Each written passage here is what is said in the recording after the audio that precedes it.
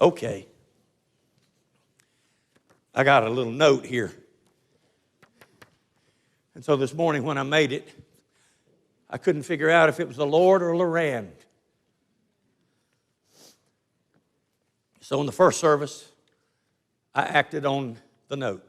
You decide if it's the Lord or Loran. I want to talk to the men for just a second. Men, when I talk about temptation, you know what one of the greatest temptations is, and it's her.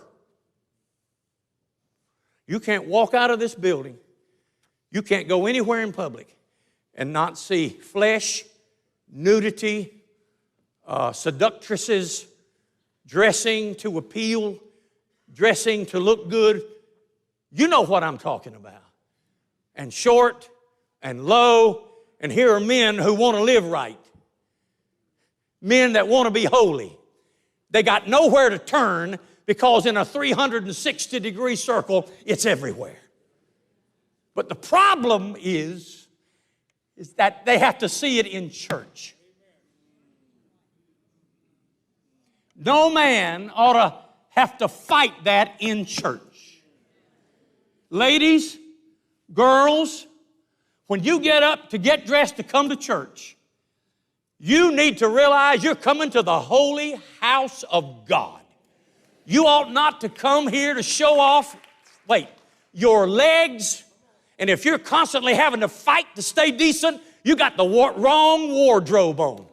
And not just for church, but for anywhere else. Now, I am not mad. I'm just trying to tell you the truth. You need to change wardrobes. This is not a place to find a date. This is not a place to find a new husband. This is a place where you come in and the Spirit of God fills it, and Jesus is here, and His holiness is here, and you ought not to be the cause for a man having to fight his flesh in a service.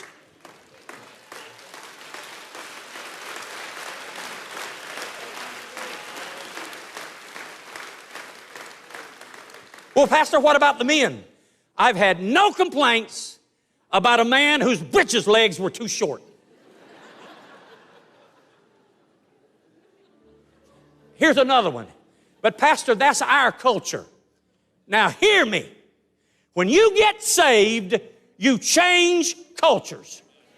I don't care what you call it. French, Russian, Romanian, I don't care what it is. When you get saved, you become a Christian and you conduct yourself as a Christian and you dress modestly for the glory of God everywhere you go.